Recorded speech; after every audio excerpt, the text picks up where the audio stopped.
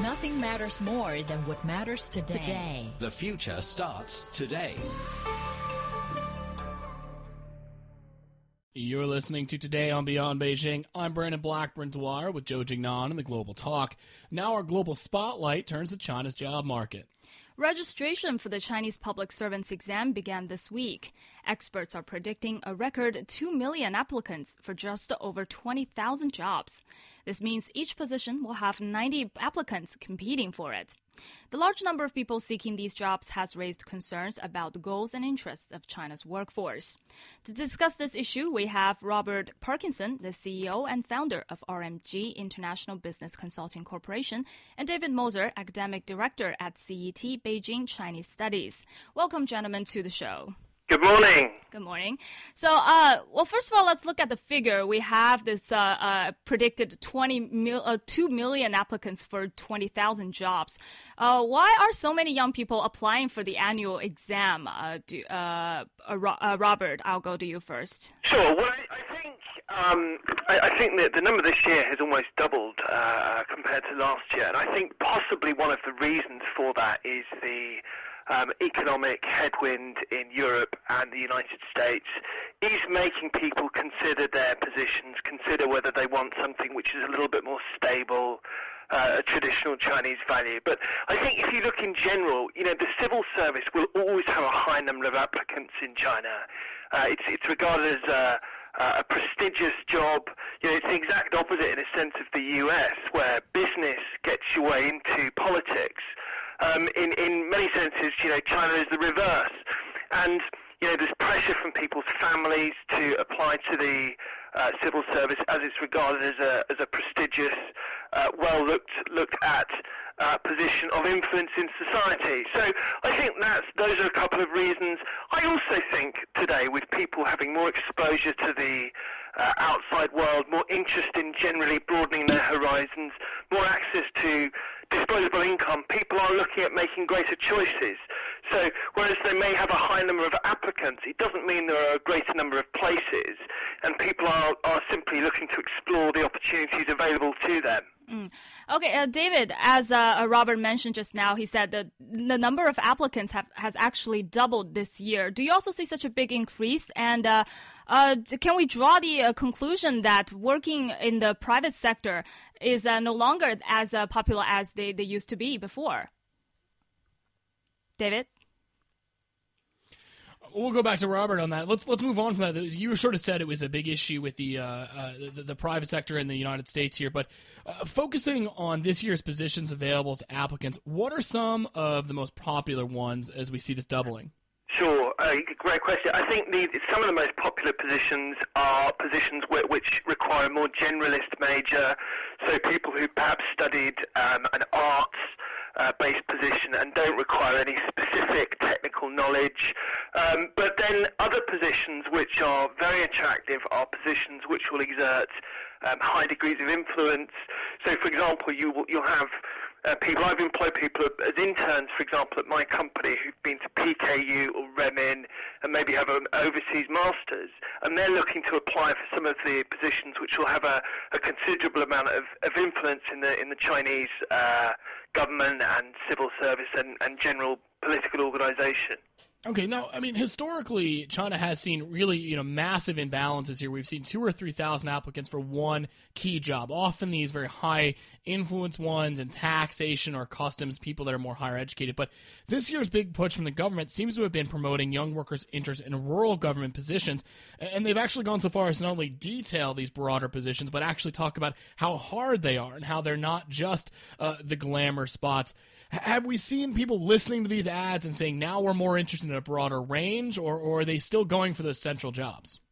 Yeah, I think there's a couple of points on this. I think, first of all, the government has clearly tried to encourage the rural positions, but due to the nature of China's development, they're looking to encourage urbanization in the west of China. So, for example, people who join in rural or village grade positions are then given the chance of fast-tracking their way into the civil service. Also, China's been looking to improve and heighten the reputation generally of a civil service position. So I think that's pretty important.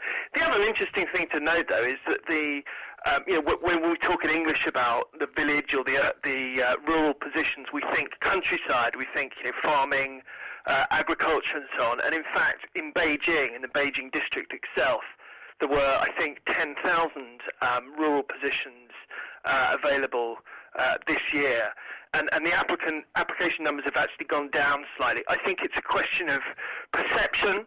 I think it's a question of face, and I think very often highly qualified people leaving university don't necessarily want to, tell their friends that I've gone to be a village head, when their friends maybe in one of the East Coast metropolises doing something more glamorous, in either a private company or the civil service.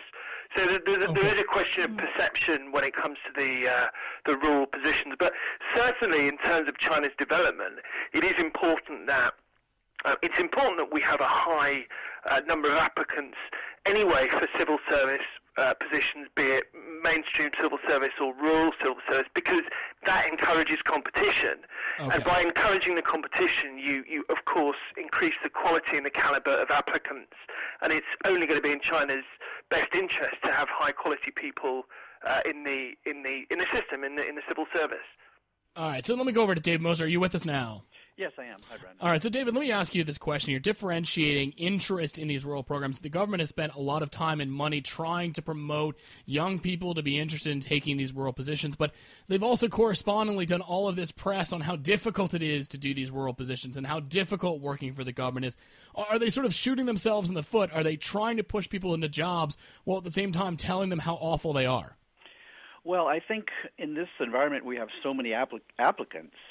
I mean, huge disparity between the number of applicants and the number of positions. I think that might not be a bad strategy, actually, because the job market is so abysmal now that there will be a significant number of people who will seriously consider it, even given the hardships. And I think it's better that they know that prior to going into it, so that you might stand a chance of getting a stable civil servant there who might actually be dedicated to the job instead of someone who's using the iron rice bowls and jump to the golden rice bowl, as they say, who's just looking for a chance to advance somewhere else. So in your opinion, the students are actually prioritizing stability over anything else.